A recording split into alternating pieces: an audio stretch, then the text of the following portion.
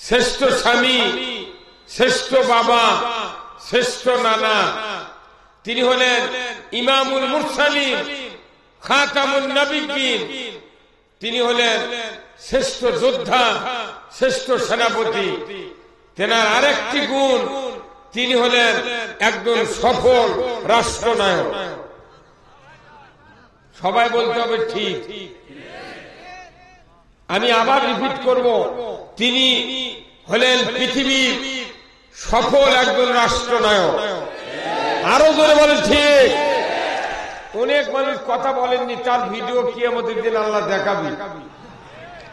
আল্লাহ বলবি তুই কি তা চিলা করছিল, এই কতক্ষণ লেখা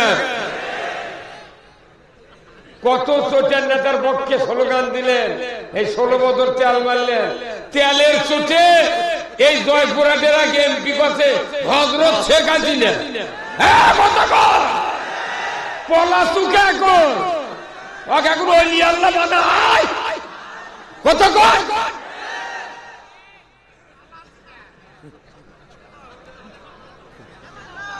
অমুক নেতার চরিত্র ফুলের মতো পবিত্র, নামাজ পড়ে না এক ওয়াক্ত, গাঁজা খায় 6 ওয়াক্ত। হ্যাঁ কত কথা। সেই রকম নেতা আমার নেতা, বিশ্ব নেতা। তিনি সফল রাষ্ট্রনায়ক। একজন লোক বাদ যাবে না, চিৎকার করে বলতে হবে ঠিক। বলতে পারবেন? কেউ যদি রসুলকে সফল রাষ্ট্রনায়ক হিসেবে মেনে নিতে ব্যর্থ হন, জীবনের 99% ইবাদত আল্লাহর দরবারে কবুল হবে না। আগে আল্লাহর আনুগত্য, তারপর রসুলের নেতৃত্ব। কতক্ষণ? আমরা বাংলাদেশের মানুষ আল্লাহর আনুগত্য করি না, রসুলের নেতৃত্ব মানি না। বিচার ছাড়া দোজখ। এই কতক্ষণ? বিনা বিচারে ভাই নাই।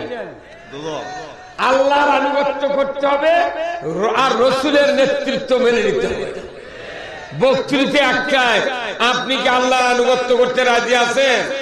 কারা কারা দুহাত তুলে দেখান। লিল্লাহে তাকবীর, নারায়ে তাকবীর। আল কোরআনের আলো, আল কোরআনের আলো।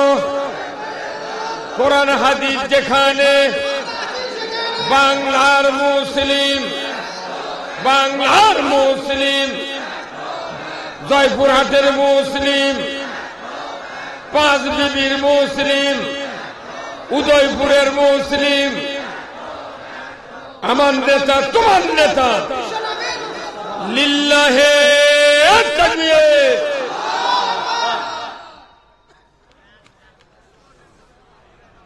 ভাইরা, রসুলের নেতৃত্ব যারা মেনে নিয়েছে তারা জান্নাতি। সুবহানাল্লাহ বলেন না?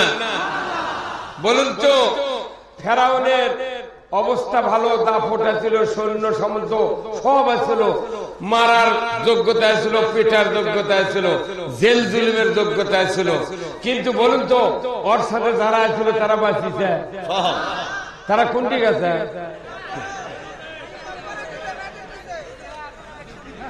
তারা এই যাবেন গায়ে মুরব্বী যাবেন, গায়ে মুরব্বী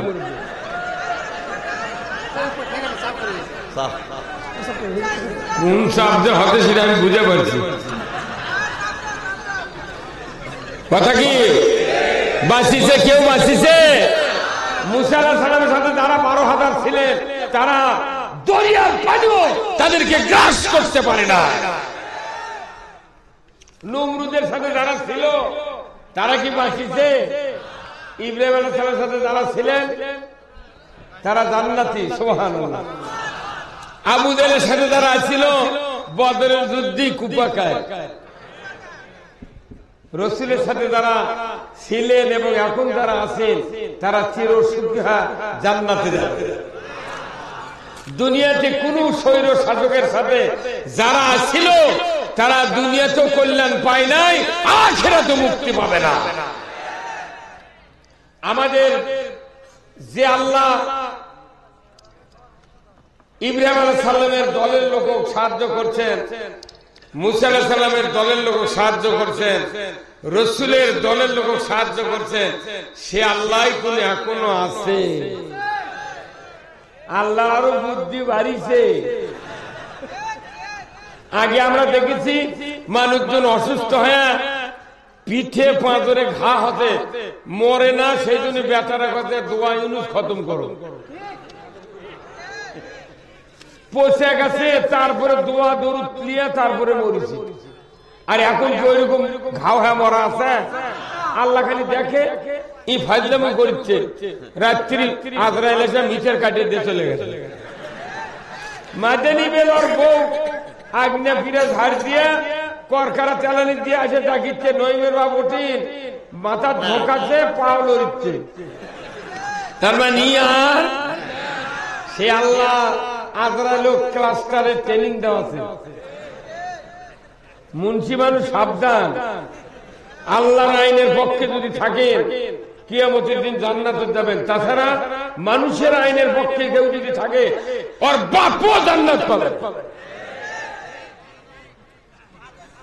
এত বক্তৃতা বাংলাদেশের করার দরকার নাই, এখন আমরা আল্লাহর আইন চাই।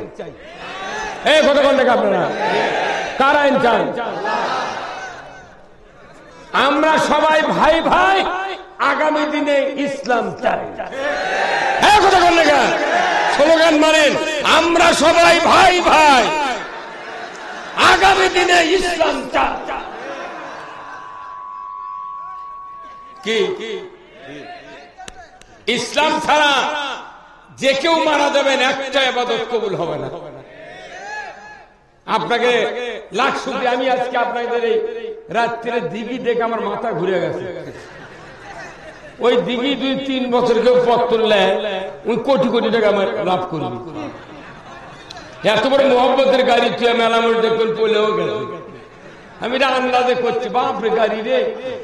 মনে করেন যাই যখন যে দল ক্ষমতার যায়, উই মসজিদের সভাপতি, প্রাইমারি সভাপতি, হাই স্কুলের, কলেজের, মাদ্রাসার, ইবতেদায়ী, পায়খানারও সভাপতি। হ্যাঁ, কথা বল।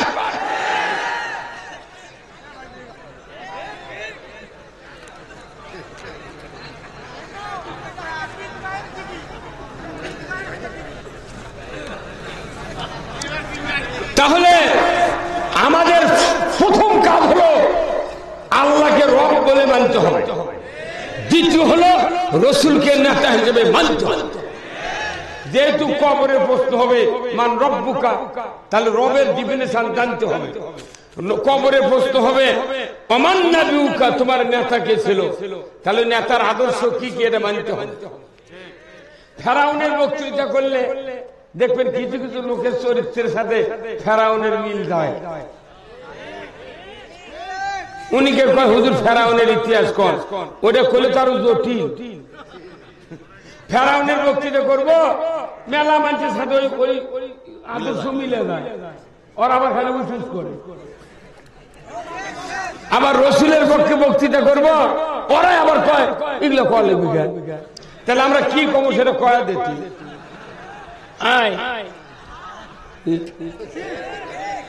এই কোরআন কার কিতাব? এই এর মধ্যে কথা কার? কোরআন কয় দল আছে? এই 2 দল। কোরআন কয় দল? 2 দল। একটা কার দল? আর একটা শয়তানের অফিস আছে, মিছিল মিটিং হয়, আর শোডাউন হয়, আর দেখাই দেয় না শোডাউন করবেন কখন। তার মানে কি শয়তান গোপনে আছে, কিন্তু আল্লাহ কোরআনত কাছে এই শয়তানের কাম 2টা জাতি ট্রেনিং দিয়া ওরই উদ্দেশ্য পৃথিবীতে হাসিল করা। শয়তানক দেখা যাবে না, কিন্তু রিমোট আছে ওর হাতে। ওই রিমোট কন্ট্রোলের মাধ্যমে মানুষ আর জিনের ভেতর থেকে ওরই খলিফা পয়দা করে। খলিফা মানে মানুষকে জাহান্নামের দিকে নিয়ে যায়। আল্লাহ কোরআনের সূরা নাসে বলেছেন মিনাল জিন্নাতি ওয়ান নাস, মানুষ আর জিনের থেকে শয়তান উৎপত্তি করে। বল ঠিক কিনা? তাহলে এই জিন শয়তানের থেকে মানুষ ওয়াসওয়াসা যাতে দিতে না পারে, এই জন্য আমরা আউযু বিল্লাহি মিনাশ শাইতানির রাজিম পড়ি। কিন্তু মানুষ শয়তানের থেকে বাঁচার জন্য কি পড়া লাগবে? হ্যাঁ, এটা এই মরদ মানুষ শয়তানের থেকে বাঁচার জন্য নির্বাচনে ভোট দেওয়া লাগবে। জিন শয়তানের থেকে বাঁচার জন্য আউযুবিল্লাহ বিসমিল্লাহ, আর মানুষ শয়তানের থেকে বাঁচার জন্য ভোট। এত বড় ওষুধ পৃথিবীতে নেই। সবাই ভোট চাই, তাই না? আমরাও আল্লাহর আইনের পক্ষে ভোট চাবো। তুইও চা 20 বার, আমি চাবো 10 বার। কি এ দেশটা আল্লাহর দেওয়া দেশ, কথা ঠিক কিনা? এখানে লাখো মানুষ বসত করে। আমাদের ইমানদারের এত পরিধি বাংলাদেশে বেড়ে গেছে যে আজকের এই মাহফিলে কানায় কানায় ভর্তি